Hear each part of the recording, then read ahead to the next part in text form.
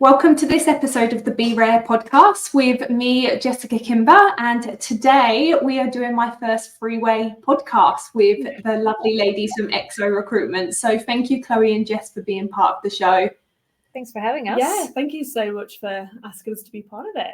We're excited. No, I'm super excited to get into it. I know that Jess, me and you used to work together 8-9 years ago. Our first jobs in Sydney, which is super interesting. And then we reconnected. And it was awesome that you introduced me to Chloe, because Chloe, also coming from Hayes, where we both met, and she worked her way through the business over many years, ultimately into senior leadership roles. So super keen to hear about your journey and how you got to where you are today. So we'll start with Chloe. Tell me a little bit about you and, how you got to where you are today with your agency. Yeah, so funny enough, I did things kind of like the opposite way that recruitment consultants usually do. I started in HR and internal recruitment.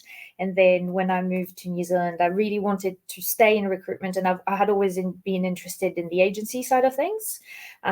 So managed to get a job in agency recruitment, got trained from the ground up, and then worked my way up through different desks, different industries, managing a small team. And I wanted a little bit more. That's how I got into the tech space. So I went from very construction heavy desks to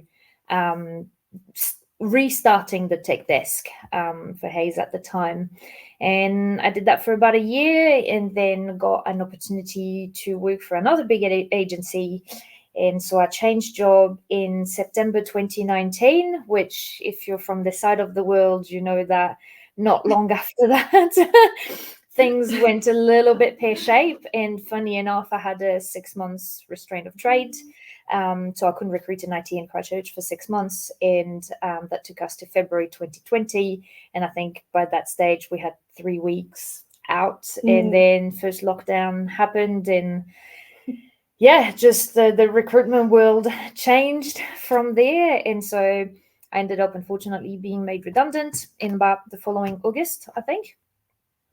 And nobody was recruiting recruiters or hiring recruiters at the time. And so I thought, I'm not one to just sit and wait, particularly because at the time, my husband at the time was self-employed as well. So we kind of just needed the money to keep coming in, to just keep a roof over our head and that sort of stuff. And so I thought, I'll start an agency. I'll go out and try and, it was literally what it was, try and get some money in. And then after 4 months, I had broken budget, and I went, hang on a second. I think that there's something that's working there. And then it's been 3.5 years. Amazing. I love that story so much. I feel like sometimes when you just get thrown in the deep end and you have to just work with it, they're the paths that change your entire life, right? And 3.5 years later now, and you've hired Jess, which is awesome as well. The business is growing. It's just amazing to see. And have you always remained recruiting in the tech space, the IT space, for the entire time? Yeah, wow. And that industry has changed a lot as well, hasn't it, since COVID, by what I've heard? Absolutely. Yeah. So I think that's very personal to me, but I'm a big believer of being a specialist recruiter. And I think I personally operate better being a specialist recruiter. And so by the time I started my own business, I had been recruiting in the tech space for about 2 or 2.5 years. So it kind of just made sense to stay in the industry, because obviously I had the contacts, I knew the market, I knew the people, and so it made sense. But also the tech sector is a very future-proof sector. That is one of those industries that just changes and evolves all the time, and it's constantly seeking innovation and creating new things. And we get to work with people that are way smarter than us. Well, at least I'm speaking about myself, way smarter than me. And it's, you meet people that when they think about, like, one day they may wake up and they'll think, I want to build something that does that. And they go and do it, and it's awesome to get to meet people like that all day. So it was quite important to me to stay in that sector, because by that stage I had sort of fallen in love with it. And I don't really see myself doing anything else, really. Yeah, no, that's amazing. And I think you're on the money there with the fact it's one of those sectors that's growing and growing. And yes, there's peaks and troughs and things happen in the world. However, it is one of those spaces where it's always going to be needed, right? So yeah, you're in a great market for sure. Absolutely. And Jess, so tell me a little bit about you and your story. We met obviously 8 years ago at Hayes, and now you're in New Zealand. So what's been happening in your world? So yeah, like you said, we met at Hayes in Sydney. So I guess that's where my recruitment journey kind of started. So I got a job as the team admin for the supply chain procurement space, which is where you were recruiting. And I remember it was my first taste of recruitment. I actually, full disclosure, didn't really understand recruitment at this point. Are you telling me that now? You just close that in your interview.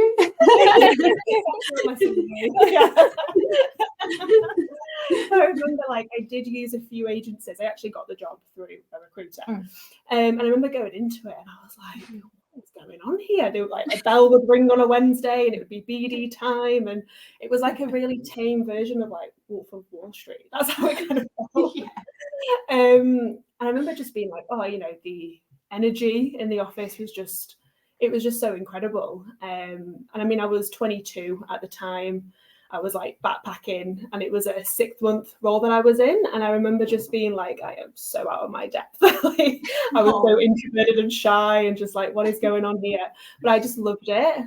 And then, I left Australia and went to New Zealand. That's just because of visas and stuff like that. And then that's because you love New Zealand and you really wanted to move yes. I love New Zealand so much. I mean, I do now, but at the time I was like, getting kicked out of Australia. But then I went into a totally different thing. I went into hospitality and kind of worked my way up in that industry. So started as a receptionist, went into hotel management. That was in Queenstown, and I just didn't have a passion for it. It wasn't what I loved doing. I didn't feel a drive or a motivator there. And I actually met my partner who lived in Christchurch. We were doing long distance for a little bit. And it just made sense for me to move to Christchurch and kind of go onto a different path. So I sort of had a look at what I actually want to do. And I wanted to tap back into the recruitment side of things. Because like I said, you know, it was like, I did find it really exciting and something that I really wanted to learn. So I got a job at a recruitment agency here in Christchurch, started as a resourcer and pretty quickly became a 360 recruiter. I absolutely loved it. I was working on the construction desk and then went on to the manufacturing and production desk. A lot of the recruitment I was doing was temp, which I didn't love. I definitely, you know, since working with Chloe, doing more of the perm space, definitely prefer and love doing that. The temp space for me is quite transactional. Whereas the perm space that we're in, it's about, you know, building the relationships and things like that. So yeah, definitely love that more. Yeah, that's awesome. And you touched on something which I find so interesting. And I genuinely believe you're either a temp recruiter or you're a perm recruiter, because the job's so different, isn't it? You are either someone that likes that pace and the transactional nature, or you're somebody who's like, no, get me away from that. I want to build long-term relationships and have that more consultative approach. So definitely. And it's great. It was great to be on that desk. I learned so much from it, and I, you know, really appreciate being on that desk. But yeah, the fast paces of it, and like you said, the transactional, calling someone on Friday, being like, "Can you work on Monday?" It just it didn't work for me. Yeah, the perm space is definitely where I much prefer. I've done both. I started as a perm recruiter, then I did a few years of temp, several years of temp, and then I went back into perm. And I think you become a better perm recruiter when you've been on a temp desk. Yeah. Because you understand the management of expectations, you understand the quick turnarounds, and you understand how to work in a very fast-paced type of time frame. And I think when I went back into doing permanent after doing some temp recruitment, I sort of applied those principles to permanent recruitment. Like when we recruit for roles, you know, usually from the day we get the job order to the day we send a shortlist, I try not to have more than a week. Yes. You know, because we don't want, like, we understand that obviously it can be a competitive market. Companies may be advertising, they may be working with multiple agencies. And so there's always, you know, that. And also in New Zealand, there's such a big candidate shortage in our industry that people will have multiple offers and they literally just get to pick. And so you kind of want to get ahead of that and present them with ideally your offer, you know, as soon as possible. And so I think applying those temp recruitment principles of, you know, keeping your fingers on the pulse, managing the relationship, make sure things are moving every other day. Because as you know, if you just wait too long, the relationship fizzles and then nothing happens. And so I think it definitely made me a better perm recruiter having been on a temp desk. Yeah, absolutely agree with that. Yeah, for sure. Yeah. You know what? I would agree with that, actually. Yeah, I think I always started my career in high volume temp desks and very much like blue collar transactional desks where I'd send like aircraft mechanics, because I was doing aviation recruitment, so like aircraft mechanics out to site for like 2 weeks at a time. So I'd place like 30 to 60 people per month, which I was trained that way and thought that was normal. So then when I came to Australia and got put onto perm desk, I was still reacting in the same way, like calling 30, 50 people a day, and my colleagues were struggling to call like 10 people a day. And I was like, what are you spending your time doing? But it was just that way that I'd been trained. And I actually did find it quite hard to transition into perm, because I couldn't understand why people wanted to know like everything about the role, and then they needed to like ask their partner if they should apply. And I was like, I don't understand. Such a while to get my head around. Just go, just start, you know, because it's a totally different ball game. And I'll be honest, sometimes I miss it because I recruit all perm these days, but sometimes I'm like, oh, that pace was fun. All those quick wins that you get on the board. But it's different. And I think, you know, particularly when you do high volume, I did the trades desk for a couple of years, so it was the same thing. It was like, you know, you get a call on a Friday saying I need 15 people on site, and so you know that you're going to get that quick win, and if you're money driven, you know that you're going to get that commission the week after with the margins and all that. So that is definitely quite thrilling. And personally, I see recruitment as a puzzle. It's like, where do pieces fit together? And that's why I liked transitioning back to the perm side, because the puzzle made more sense to me on the perm side, because you get the time and you take the time to know the candidates, know the company, and that, or even though I loved the quick win, particularly because I'm very competitive, and so I was like, you know, like when you get those 15 people on site on one day, that's brilliant, you know, because I'm like winning. But then I was missing the puzzle solving side of the recruitment. So I think there's probably a way to combine both. But I think some probably white collar temp desk might be a little bit like that. I don't know you recently, but I did white collar temp for a couple of years, and it is a little bit slower paced than trades, for example. And so you get a little bit more of a mix of all that. But yeah, I think I see what you're saying in terms of like, when you get, you know, you have to make those phone calls, those 30, 40 phone calls a day, because you need to get those people on site, you know, the day after. And if you keep, if your company, the company you work for, is KPI driven, it's become pretty easy to reach your KPIs, really. It does. Yeah, that's true. It does. What's your view on KPIs? I'm curious, you know, as a small business, is that something that you monitor, or is it more outcome driven? No, hate them. I think KPIs have a place when you're a baby recruiter with no experience. So for me, for example, being quite competitive, when I was told you need, I don't know if you remember, but at Hayes, it's you make 30 BD calls and 30 candidate calls a week. I was like, I'll make 40 of each because I'm competitive, so I'll make more.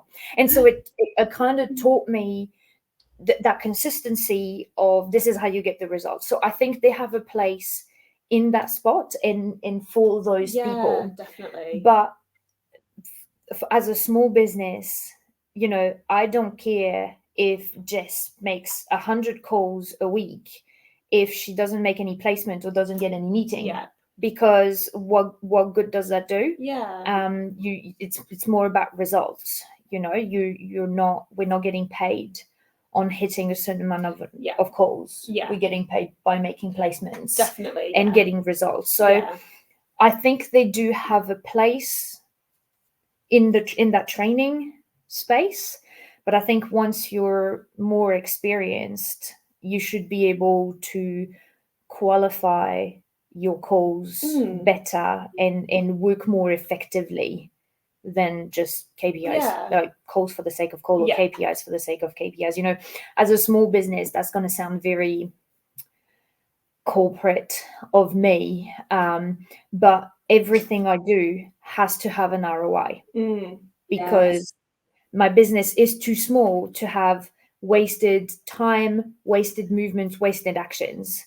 And so I'm always thinking when I'm doing something, when I'm calling, if I'm doing call BD, is this likely to make me money or not? Yes. Is it, and that sounds awful to say, but that's just the reality of running a small business is I don't have time to waste. And so if I was setting KPIs and Jess was hitting them, but we were not making any money, it's just counterproductive. It shouldn't measure the success, just with the KPIs, But I do agree with what you said. I think when you're starting out, I mean, I'm only just over 2 years into my recruitment journey. But when I was starting out, I think it was really good to have the KPIs as a bit of a measure of success to make sure that I was on the right track and doing my job, essentially. But I think, like you said, it's if I was doing all these, if I was reaching my KPIs here, but then not getting meetings or not getting placements, then what is the point? Absolutely. I totally agree with that. And I think the initial training and KPIs is good for it to drum in your mind. Core hours from Hayes is still drummed into my mind all these years later. But the thing is, I do the same. I'm more outcome driven. And I think as you drive your activity in recruitment as a whole, it stops becoming about quantity and more about quality the further you get, because by that point you've got deeper relationships, you've got clients that will give you multiple roles a year, you've got candidates that give you referrals, you've got a personal brand that is a lead generation tool, that you've got trust with masses of people. And I think those things are actually way more important than saying, right, call this many people, because that transactional nature, I think when it comes to clients and candidates these days, they want more than just a recruiter that's calling them and saying, this is what we can do. They want a whole package. They want to know they can trust you. They want to know that you've got value, you've got credibility. People have worked with you before and there's proof of that online. So they've got a little bit of FOMO that they're not working with you. And I think being strategic is so much more important. And I genuinely think this is where smaller agencies like you and I, we can actually get that competitive advantage over the larger agencies. So I'm curious to know, actually, like we've all come from a huge agency all the way down to a couple of staff. So in your experience, like how was that transition, and how do you find working in such a small team? I'll start. Yeah, you start. Yeah. I think for me, obviously when I started, and I'm sure you feel the same way, I was on my own and I really missed the ability to brainstorm or ask people around me, oh, this happened today. I don't know how to deal with it.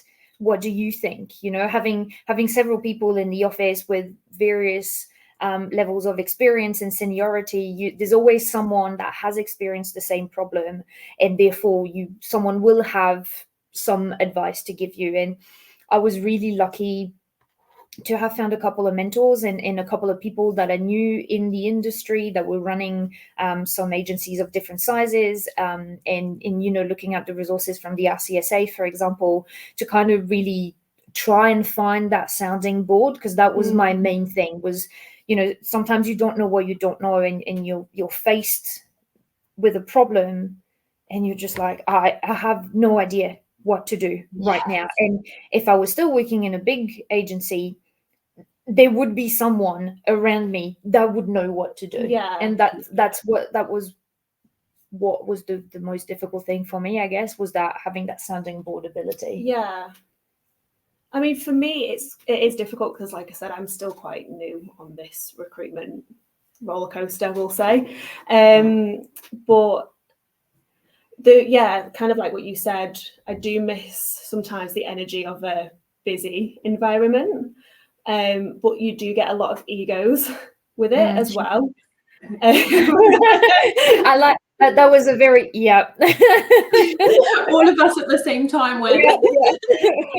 So I don't know that, and I do feel very lucky to have Chloe. She's an amazing mentor, leader, and it's great. We get on like a house on fire, which is really. I feel so lucky, to have that.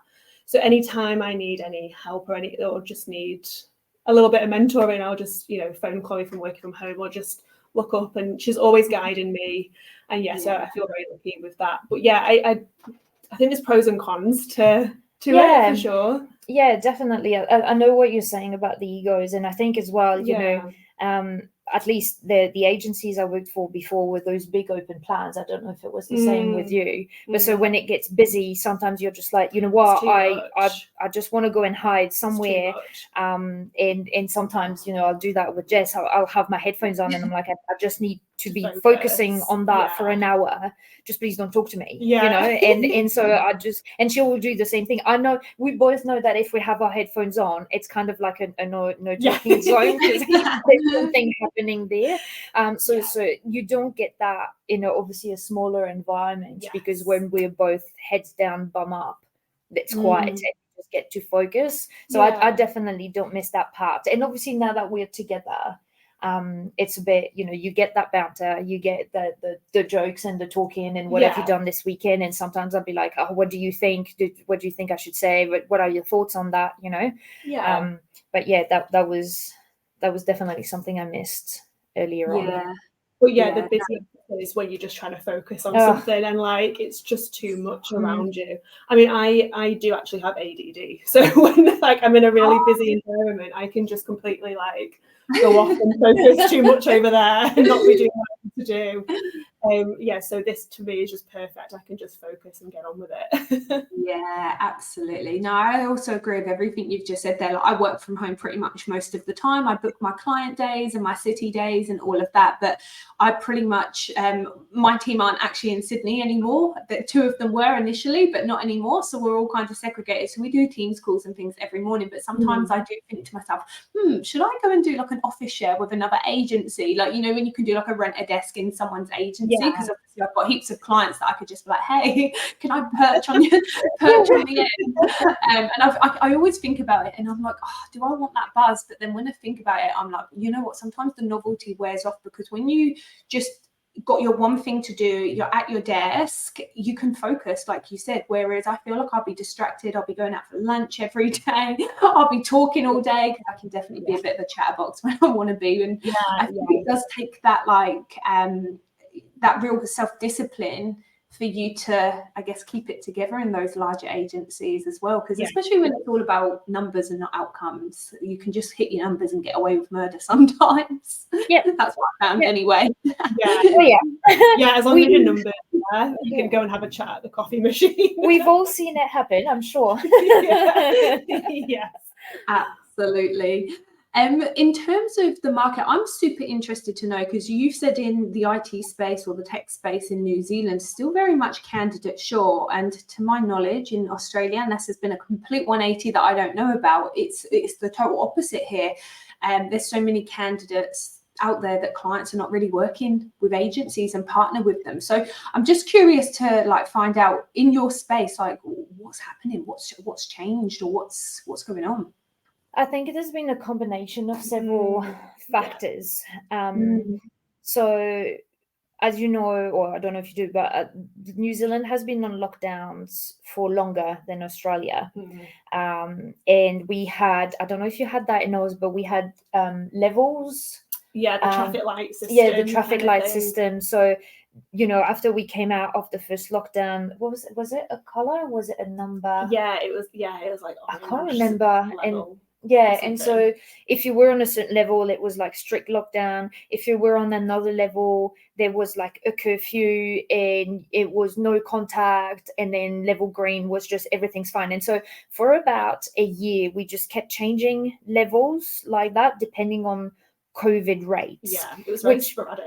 It was very sporadic. Yeah. You would literally, I remember watching a boxing fight one day. We had Joseph Parker fighting in Auckland, and we were watching the fight at a pub, and they interrupted the event, and the commentator came out and said, levels are changing tonight at midnight.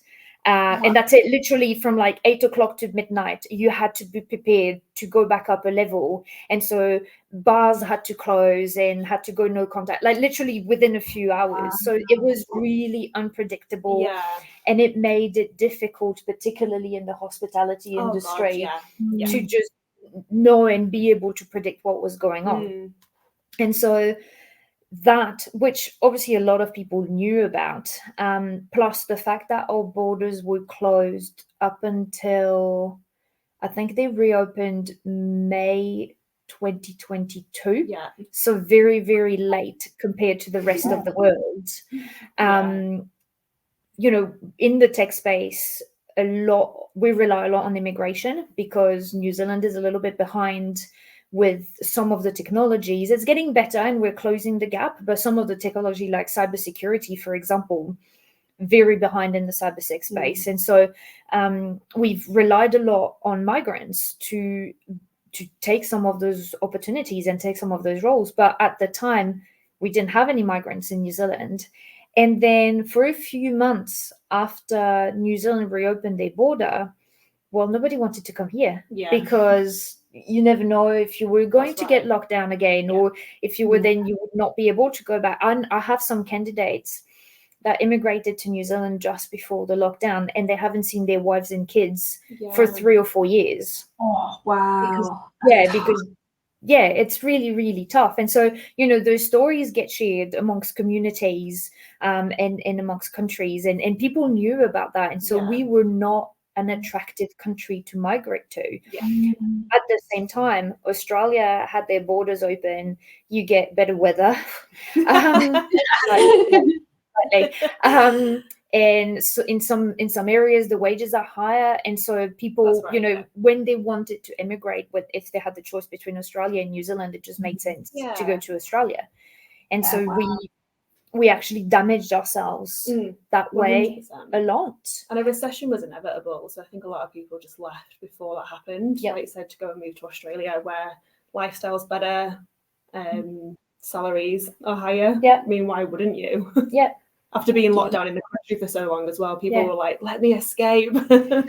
Yeah, that's it. And I suppose if you're from overseas, the last thing you want is to get trapped in a country, right? So you definitely, it could be the best country in the world. However, you would consider the fact you don't want to be stuck anywhere if you're going to be away from friends and family. I know. We know so many people that have just left and gone back home. I know quite a few people that have gone back to the UK and Ireland, or people that have migrated to Australia because they were like, I'm done. I don't want to go through that again. And so, we shot ourselves in the foot. I mean, it was tough, like having, obviously being from the UK, having family and friends there, like not knowing when I could see them again and how long this lockdown would go on for was really tough. So a lot of people left because they were like, we don't want to be in that situation again. We want to be with our family and friends. Yeah.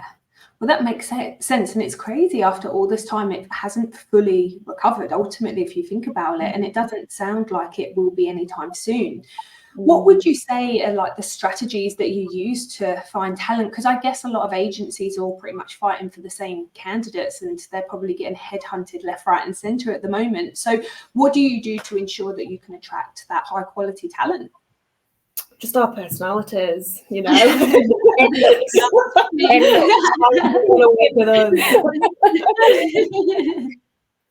I think, you know, you talk about branding and personal branding, and I think for us, that sort of visibility is very important.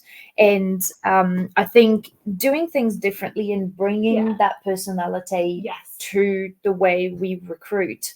I actually had a candidate yesterday, bless his heart, who he's in a recruitment process at the moment, and he called me and to give me some feedback on an interview he had, and he said, "Oh, I just wanted to tell you that you bring a little bit of vavavoom to the recruitment process."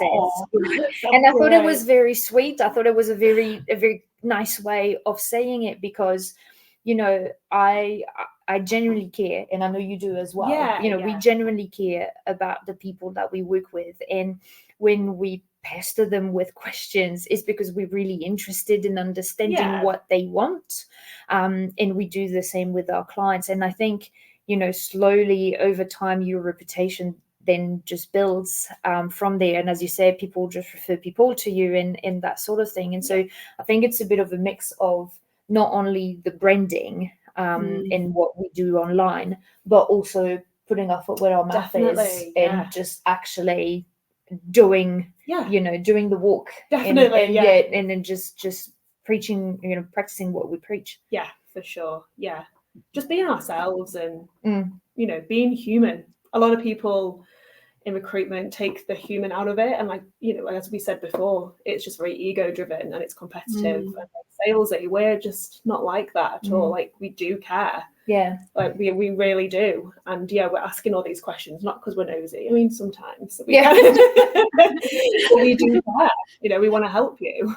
I had a manager one day that I can't remember what happened, but they said to me, you should not take it personally, and you should take the emotions out of it. And I immediately disagreed with that, because I think taking it personally and being emotional about things actually makes me a better recruiter, because I'm actually emotionally invested in finding the right job for the right person. And, you know, like, there's something quite special in finding a job for a migrant. It's their first job, you know, and I had this candidate I'll remember for my entire life. She'd arrived to New Zealand, and I think she'd been in New Zealand for about 2 or 3 years, and she had amazing technical skills in business intelligence, but she had been working at a supermarket for 2.5 years because nobody wanted to hire her because she was a migrant. And I found her first job, business intelligence job in that field, you know, and I've followed her on LinkedIn. She's since left, but she's now a manager somewhere. And I'm like, wow. I helped with that. I didn't do it because I'm not the one doing the job, but I helped with that. And being a migrant, it's very special to be able to help with that. You know, you help moms coming back to work, or you help people getting out of jobs that sometimes they absolutely hate, you know, and it's that sort of stuff where, you know, what we do, again, we're not curing brain cancer, but, you know, we do something that's really cool and that helps people. And so I want to be emotionally invested in that. Absolutely. You know, it's so rewarding. It is. Can be very, very rewarding. There's a lot of talk in the market of recruiters at the moment, and I'll be honest, knowing the whole AI and how it's changing the recruitment world isn't my forte, but you girls being tech recruiters, I feel like you're probably best placed to ask this question. But recruiters say to me all the time, like, oh, AI is going to take over our jobs. How is it going to take over? Like, when will it take over? But my opinion is we're humans, and when people need to be understood about their job requirements and their goals, a bot can't do that, in my opinion anyway. What's your viewpoint on that, like AI taking over versus the human approach? AI will make us better recruiters. You know, it's like, it can help with things, assist with things, for sure. It's like everything, you know. We use ChatGPT a lot, sometimes to help us write content when don't really know how to word, something in that. And I've never used it in a recruitment sense. I use it to help me with Excel spreadsheets because I'm terrible with it. But AI, there's plenty of CRMs and recruitment tools that use AI, and I think it will make us better recruiters if we use AI properly. Yes. But it will not replace us. And the recruiters that believe that AI, that they, instead of putting in the work, they can use AI, they're the ones that are going to be out of a job in a couple of years.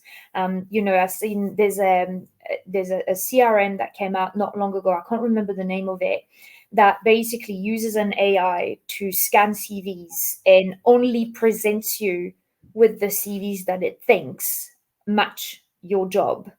So it actually does all the pre-screening for you. Wow.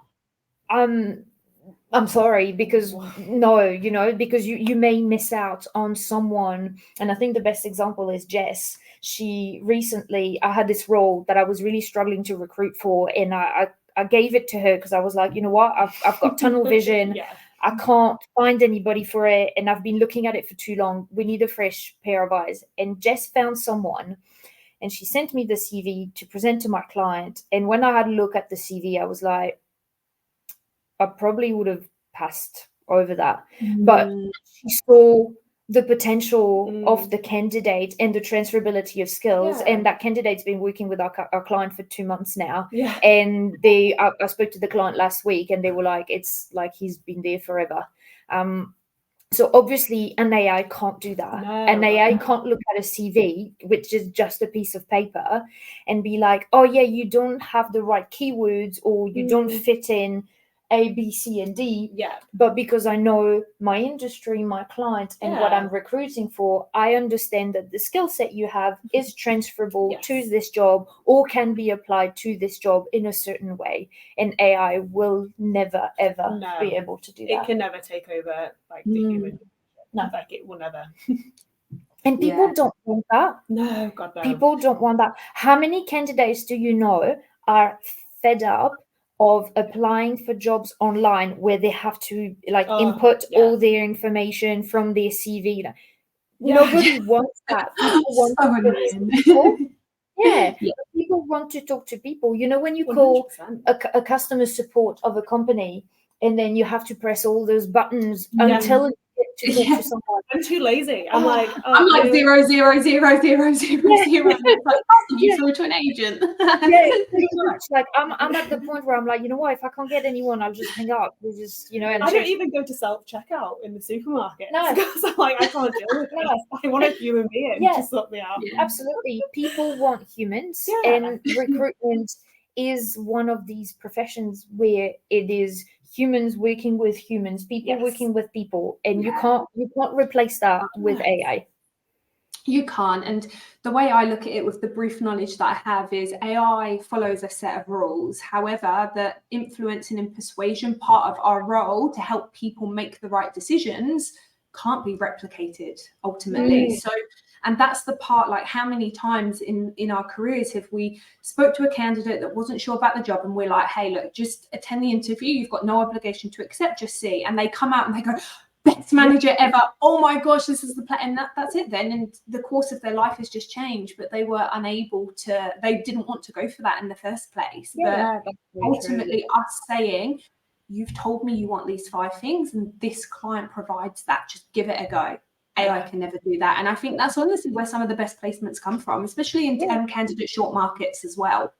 Absolutely. And how many times have you met a candidate that didn't necessarily have all the set of skills, but you're like, oh my God, they would be the perfect fit in that team. And you call your client and you go, you need to meet them. I know they don't have everything you want, but you need to meet them because you're going to love them. They come out of the interview, the client's like, I want them. I will train them, but they're just going to be a great fit. AI can't do that because you need to meet that person. You need to have met the client. You need to know the team. You need to build that emotional 100%. knowledge of what you're working on, and you just can't replace that. No. It's all relationships as well. Like, you just prompted my memory. I've got this one client, and every time I send a CV, he makes me call him straight after, and he says to me, "I can tell by the excitement in your voice." I don't even look at the CV. He's like, "I can tell by the excitement in your voice, like on a scale of 1 to 10, how much you like it." Sometimes their CV will be like so average, and then I'm like, "You have to meet this person, blah blah blah." And he's like, "Right, okay, I'll meet them." But sometimes the CV is so good, and I'm like, "You have to meet this person," and he's like, "Tell me more." So it's just funny, isn't it? Because again, that's something that I think adds value to our clients as well as our candidates. But yeah, I could never replace that. It's genuinely impossible to do that. So yeah, I think that's the part. Our clients trust us. You know, there's a huge element of trust, and particularly some of the businesses that we work with, they're in that small startup phase of like 5 to 20 people, where you know they trust that we know their business enough that we can advise them on their recruitment process. And so usually, you know, we have many clients that will go, "You know, why you sent us a CV? We're not even going to question it. We'll meet that person because we trust that you have done your process and that you know our business well enough that we believe your judgment, we trust your judgment on that."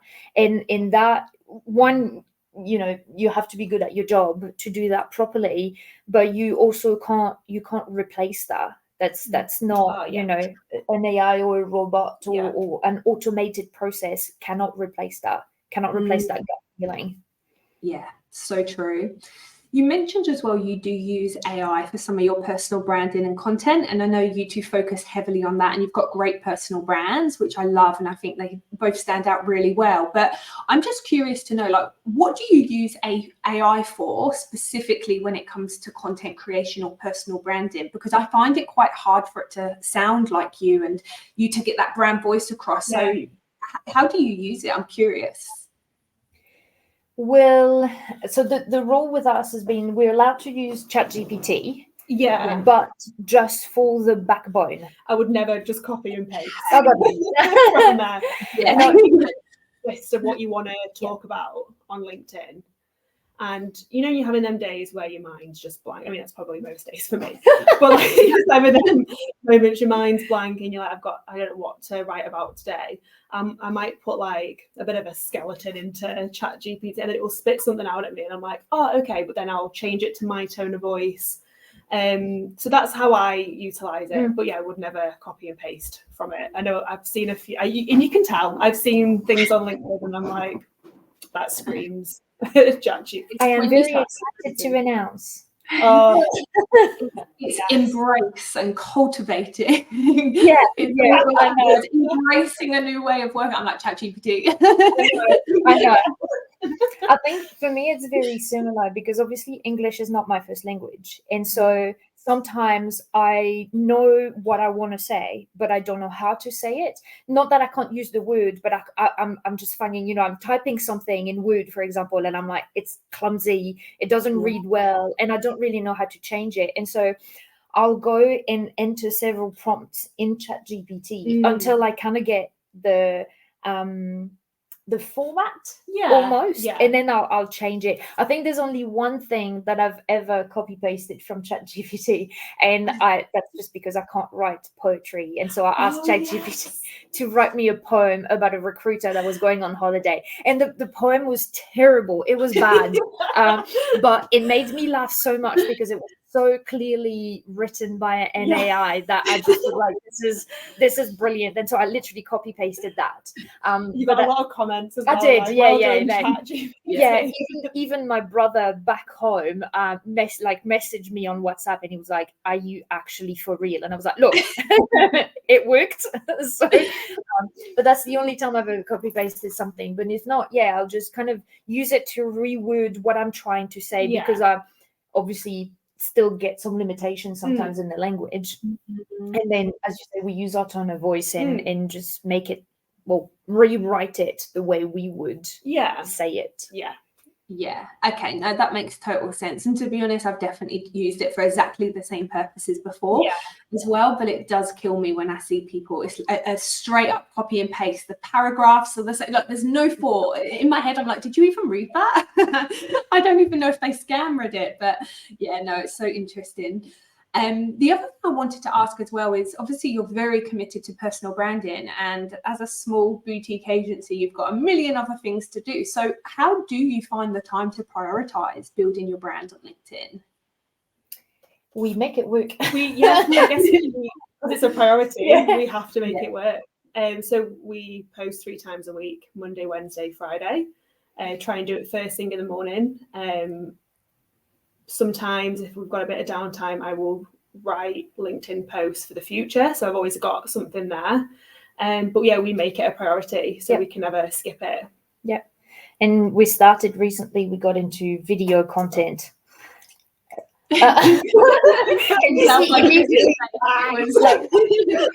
The cringe filling our bodies right now. But we've actually, so we try and post a video every 2 weeks, and we've actually booked like time in our diaries a couple of weeks in advance to be like, right, this is when we're filming it, and so we work our days around it, because it's something that we're trying and we don't know if we're going to keep it. If it works, we will. If it doesn't, we'll scrap it. But as Jess said, because it becomes a priority, it becomes part of the marketing strategy, it is something that you have to work on. And so we block that time. Okay, right, we allow 2 hours today where we're going to work on the scripting, we're going to work on the filming, the cutting and the production of it, and then just spend the time to actually do it. And it works, like I went to Does it? Really? I'm not just talking about TikTok, I'm talking about the whole thing. We'll get to see how the TikTok's doing. But I went to a networking event recently, and someone came up to me and they were like, "Oh, Jess, I love your LinkedIn posts." We got into a discussion about one that I posted, and I'm like, "Oh, this really works." So it's not trying to find time. It needs to be done because we get a good ROI from it. The TikTok videos, however, we had a candidate. Actually, yes, we did. We had a candidate email us, and he said that he saw our TikTok videos. That's why I wanted to read it. I was like, I'm really sorry about that. Yeah. I think the wording was because they contacted us through our website, and I think the wording was, I came across your agency through your amazing TikTok. And I was like, who are you going to butter up, mate? God. You don't have to lie. Like, it's okay. Just get in touch. You guys do like the dances? Just imagine you in the back of the office with the dog running around putting his head in the bin, and you two like no, that's the one thing that I said, because when I was talking about video content, that's something I put to Jess as an objective. I was like, you know what, that's something that you can champion. And she immediately said, "Oh, hello, this is my dog." He knew we were talking about him. Yeah, she's very offended that we're not paying attention to her. So hello, Baba. So Jess immediately suggested TikTok, and I was like, "Oh, really? Like, do we really have to go on TikTok?" And so I was like, "You know what? Fine. I told you that you were going to lead with it, so I'll follow. We'll go on TikTok." And it's working, isn't it? It's not great, and it's not necessarily. Well, it's not. We're finding our feet with it, I think, aren't we? We're very much finding our feet. Some of the videos might be a bit clunky here and there, but we're having fun, and that's the main thing. We're making people laugh, maybe cringe as well, but we're making people laugh. Definitely cringe. And we're kind of, taking the mickey a little bit out of recruitment, lightheartedly. Yeah. But I think it's relatable. We did a day in the life one the other day, and we had a lot of fun filming it. We did have a lot of fun, and I think it's also, or I know personally, and I know it's the same for you. Personally, being in front of a camera is something I absolutely hate, and so it was kind of an opportunity as well to go, hey, let's just try and do something that takes us out of our comfort zone and work on it. And it's not quite working, but it's a work in progress. We're 3 in so far. Yeah. So we're still at the beginning. Yeah, it's a work in progress. That's great though. I think videos are awesome, but I know exactly what you mean, being someone that films videos myself and has done on off for a couple of years now, but I have my grooves with them. And then sometimes I watch them back and I'm like, oh, I'm cringing so hard at that. But I've got this rule in my head now where I'm like, I don't care. If it adds value, I'm posting it. So no matter what my own opinion of myself is and how I can rip myself apart or my hair's sticking out or you know what it's like, right? Being female. I'm just like, screw it, post it. It's helpful. It's going to help somebody. Absolutely. So that's kind of my rule now. I'm like, I watch it once to edit it. If it's helpful, I post it. Done. That's it. And then did it take you a long time to get to that point though? Like, were you quite nervous at the start? Oh, so nervous. And then I would have this thing where I would like be able to speak, and then as soon as I hit record on the camera, I get like a mind blank, like a block. You know, some people when they like, it's called writer's block, like people authors, they get writer's block. I get like video's block. I don't even know if it exists, but I can't like get my words out, or the way I'll speak, I'll muddle my words up, and I'll watch it back. I'm like, why did I skip 3 words out of that? Like, that's not how I talk. And I don't know why I do, but I think it's like an anxiety thing. Like, it just makes you panic a little bit. You lose your train of thought. So to me, I completely get that. I had that. Yeah. Oh, I actually had that a few years ago. So I played the piano, and we're talking 10 years ago, for my dad's 60th. My sister decided, I was here, I wasn't going home for the party, but my family threw a big 60th birthday party for my dad with there was like 100 people. And my sister called me and she was like, oh, I'm going to sing a song. So she took singing lessons, and we have this French-Canadian singer that sings this song about her dad and how much she loves her dad. And it's a beautiful, beautiful song. So my sister was like, I've not told anybody apart from her partner, but I'm going to go on stage and I'm going to film it. And I went, you know what? That's a great idea. How about I play the piano and you sing over? And she was like, this is brilliant. So I got the notes. I've been playing the piano since I was very little, so I'm pretty good. It was not a complicated song. Practice it for a few weeks. Comes the day to record it so my sister can play it. And I go to my friends who has a piano that was better than mine, and she's with her mom. And so I was like, right, I'm just going to do a 1 practice run. Go through the practice run, play, no problem. Camera on, impossible to finish. And I would always stop at the same time. And it ended up, I think I spent 2 hours at her place, and I ended up having to film the thing in 2 parts and then put it together, because every time she would record, I just could not play anymore. Why is that? Why is it? It's like a stage fright type of effect, isn't it? I've tried to actually go through courses, like in-person courses, to learn public speaking, because I'm like, this is part of my job to be able to present to people. And as I grow in my career, hopefully at a bigger scale at some point, and I can't be the person that stands there with the microphone like, so it's very important to me. So I'll keep practicing, but it's like the more I practice, the more fear I get, because I'm like, oh my gosh, I can't get my words out. But then the weirdest thing is, right, when I film my YouTube videos, it takes me so long to film just one and they get edited. But when I do a LinkedIn Live or a webinar, it's the thought of having people there. I'm like, I can just get through it. And I don't know what it is. I'm like trying to get past that barrier. And I think like on a smaller scale, even without videos, people get that with posting content on LinkedIn. Like so many people say to me, oh, I'm actually like embarrassed. Like, what about if I get a bad response or I get trolled? And I'm like, the reality is that could happen, but you can't let that stop you. Like it's your fear that you need to get over when it comes to videos, personal branding, or even just normal posts. So yeah, 100%. I think a lot of people on LinkedIn as well are worried to be judged for their opinion. 100%, like, oh, what if I say something and people don't like me? And as you say, they're kind of similar to being trolled. And I think, well, I know for us, obviously, we're being respectful. And I said to Jess, like, if you have any racist or or you're sexist or anything, that's not that goes against our company values anyway. So I'm not interested in hearing about that. But if you have an opinion on something and it's a valid and respectful opinion, most people will respect that, and you'll be able to have, at least the people that we work with, because they are our people, we work with the people that we like and that we work well with. And I've posted things that may have been controversial for some people, and I've never had any super negative comment. I've had people coming back and say, hey, I actually disagree with what you said. This is the reason why. And then we have a conversation about it. But it didn't. And look, I may have lost connections over it. I don't know. I don't really monitor it. But I know that the people that I work with usually are able to have this conversation and understand that, yeah, okay, she's got a different opinion and that's fine. Move on with your day, you know? So I think there's that fear of, oh, people are not going to like me or they're going to judge me for saying something. Whereas it's no different than having a conversation at the pub, you know, drinking a glass. It's the same thing. Yeah. I agree.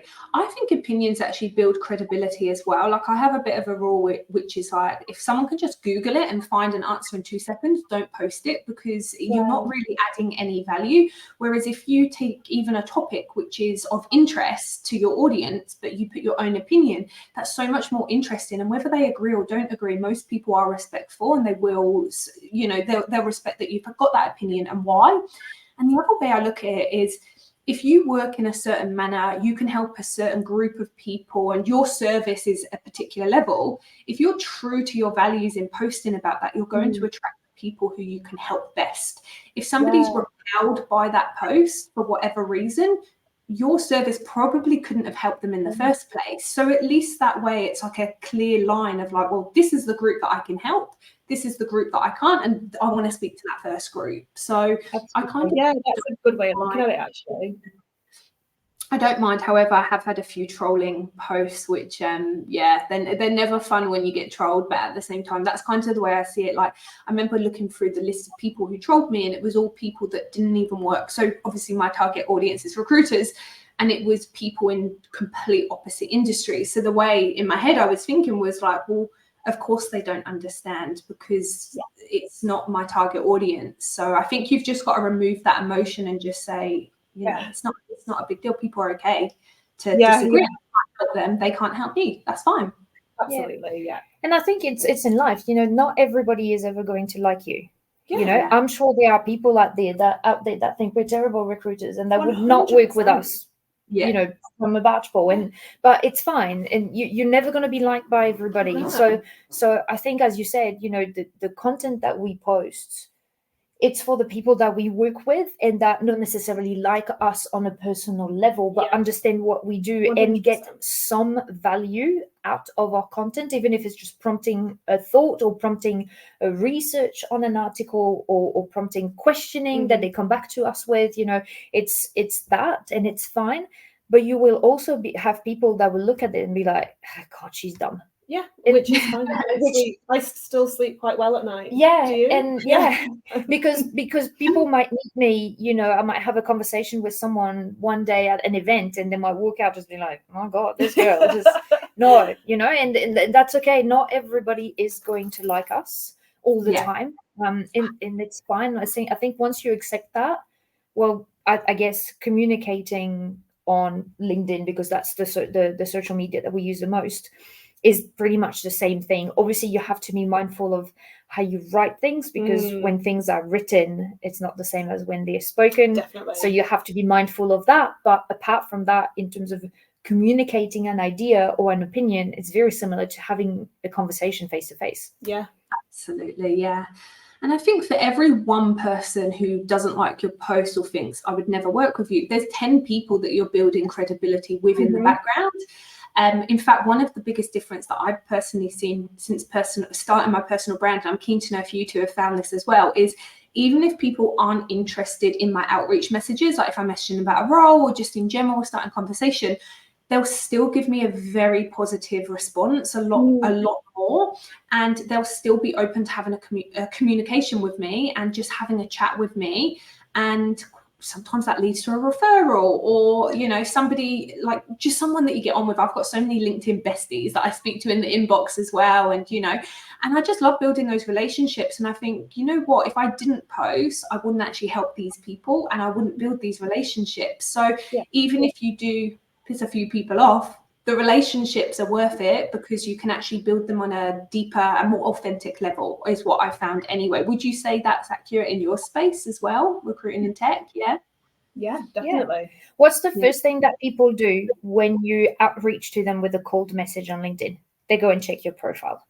Exactly. That's before they come back to you, they go and check your profile.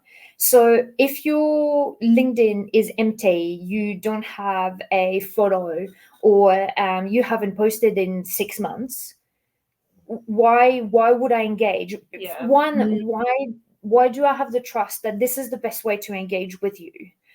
You know, in what credibility is there? As you said before, you know, the proof is in the pudding. Everything we do is on LinkedIn. It is, yeah. So you can literally just go on our LinkedIn profiles and you will see the results of our work, what we do, how we do it, our fees, just everything is there.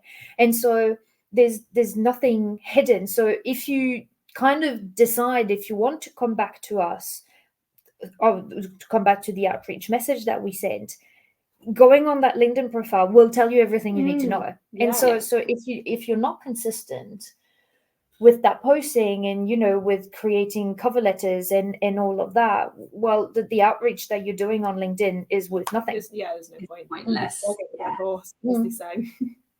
Absolutely. Yeah, no, so true. And I always say, like, your optimized profile is your mini website. Like, what's in your shop front ultimately. Like, if you had a physical store, you'd put the best bits out the front, right? So your LinkedIn profile is the same thing. Just because it's online, people want to know, how can you help me and why are you credible? And you can handle those objections throughout your content and your profile, which makes it just so much easier to convert leads. So no, I love it. I love that you're on the personal branding journey. To wrap up, I always like to ask all guests of the podcast their top 3 tips of what it takes to be super successful in the recruitment industry and to stand out. So what would each of your top 3 tips be to any recruiters looking to excel? Oh, on the spot. Resilience. Sorry. You can share answers. You're going to get so many no's before you get a yes. And if you go and cry every time you get a no, you're going to do a lot of crying. And you know, it's okay. It's okay to have your cry. I've been in recruitment 11 years. I still have the odd cry, you know. I'll just go out of the office and just be like, we schedule it, don't we? Yeah, schedule crying on Friday afternoon, you know, it happens. But you also just go take a breath and just go back and do it again, because one day it will work. So I think resilience is one, consistency is the other. You know, talking about LinkedIn, for example, if you post every day for 2 weeks and then you don't post for 3 months, what you did 3 months before just it's not going to be worth anything. So consistency, you know. And I think for me the last one is doing what you say you're going to do. If you tell a candidate, and don't get me wrong, I'm not perfect, but if you tell a candidate, I will give you some feedback on Friday, and you don't have feedback on Friday, you send them a message saying, I'm really sorry, I don't have any feedback. I knew I told you I would. Unfortunately, I don't, so please bear with me. So even if it's not what they wanted and you can't deliver on that, you acknowledge that you can't and you tell them why. And so, you know, that being upfront, honest in saying or doing what you say you're going to do, for me is very, very important. And I'm not perfect. Sometimes I miss out, but then you take it on the chin, you apologize, you tell them that you cocked it, and then you just move on. No, perfect, spot on. I'm listening. I did want to say resilience, but I'm going to have to think of another one. No, be honest. Always be honest. We're all human at the end of the day, and just, you know, act with integrity. Another one is just make things simple. I don't know. I feel like you can really overcomplicate the processes and completely overcomplicate the job, and it doesn't need to be. So just keeping things very, very simple for yourself, for the clients, for the candidates, and I think your life will be a lot easier. You can have resilience. I should think of another one, but it is really important, and you can't do this job without. You can't do it if you're not resilient. It's not going to work. There's so many ups and downs. There's so many no's in this job. I feel like sometimes you just become so used to the no's that you're like, over a period of time, and then just you're like, oh, another dropout. oh well, because it's hard to get that balance of caring enough, but not caring that it doesn't affect you, right? It's having that balance of, I guess, empathy, but that's our job, right? Is to have that right level of empathy where we can do a good job but also survive.